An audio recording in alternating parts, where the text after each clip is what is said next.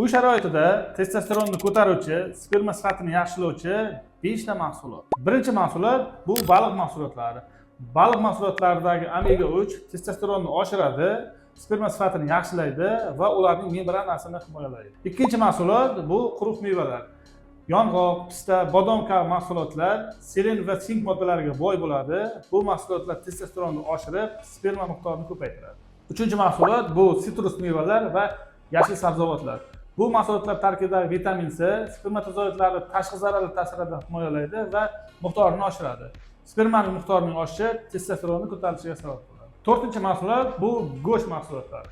Go'sht mahsulotlaridagi vitamin B12 sperma uchun energiya bo'ladi, testosteronni oshiradi, mushaklar massasini ko'paytiradi. Beshinchi mahsulotlar bu sut mahsulotlari. Sut mahsulotlari tarkibidagi kalsiy va vitamin D testosteron miqdorini oshiradi, gormonlar balansini bir me'yorda ushlaydi.